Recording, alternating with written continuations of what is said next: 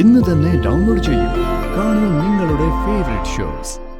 സുകുമാരി ഈ നിമിഷം ഇവിടുന്ന് ഇറങ്ങിയേ പറ്റൂ.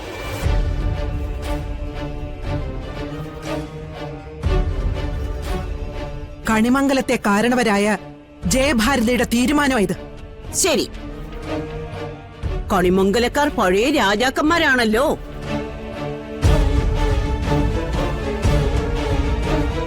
ഇപ്പോഴും രാജരക്തം ഞരമ്പിലൂടെ ഓടുന്ന ആൾക്കാരാണല്ലോ. പേടിക്കേണ്ടവരെ പേടിക്കണമല്ലോ. ഞാൻ ഇറങ്ങാം. ഇവളെയും കൊണ്ട് ഞാൻ ഇപ്പൊ തന്നെ ഇറങ്ങാം. പക്ഷേ ഞാനിവിടുന്ന് നേരെ പോകാൻ പോകുന്നതേ പോലീസ് സ്റ്റേഷനിലേക്കായിരിക്കും.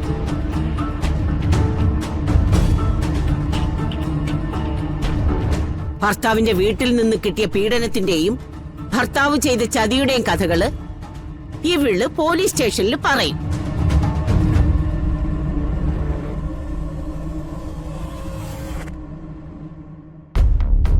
അവിടുന്ന് ഇറങ്ങിയ ഞാൻ നേരെ ഏതെങ്കിലും പത്രക്കാരെ കാണും. ഇവള് ജീവിച്ചിരിക്കെ ഇവൻ വേറൊരു കല്യാണം കഴിച്ചതും അവളോടൊപ്പം ജീവിക്കാൻ വേണ്ടി ഇവൻ ഇവളെ കൊല്ലാൻ ശ്രമിച്ചതുമൊക്കെ അവരോടും പറയും.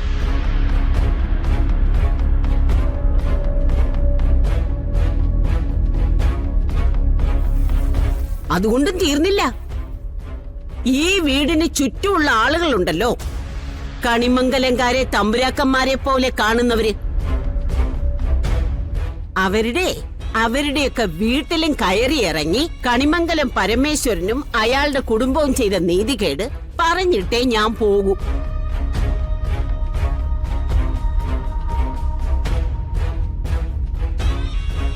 എന്താ, ഞാനങ്ങനെ ചെയ്യട്ടെ?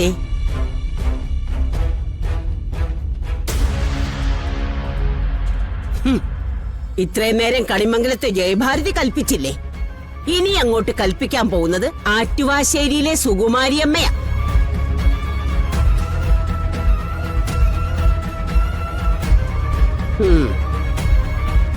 ഇവൾ ഇനി ഈ കുടുംബത്തിനകത്ത് തന്നെ ഉണ്ടാവും. ഇവള് മാത്രമല്ല, ഇവളുടെ കൂടെ ഞാനും. തടയാനെങ്ങാനും ഒരാള് കൈ ഉയർത്തിയ കൺമുന്നിന് വിലങ്ങി വെച്ച് കൊണ്ടുപോകും കൊച്ചുമോനെ.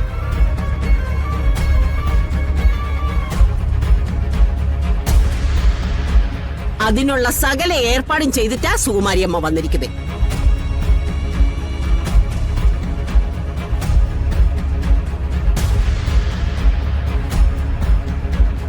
മോളെ, നീ അകത്തേക്ക് കേറിക്കോ.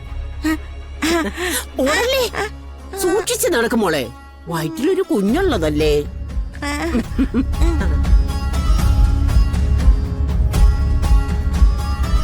പതുക്കപ്പോ.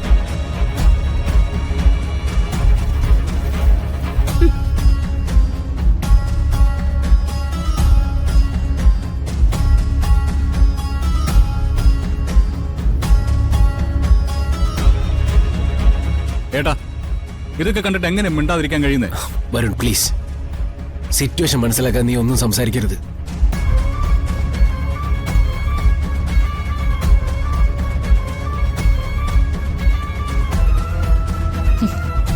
നിങ്ങളെ ആരെയും തോൽപ്പിക്കാൻ വേണ്ടിയല്ല, എന്നെ തോൽപ്പിക്കാൻ വേണ്ടിയ മുത്തശ്ശി ഇതെല്ലാം ചെയ്തു കൂട്ടുന്നത്. എന്നെ തോൽപ്പിക്കാൻ വേണ്ടി മാത്രം.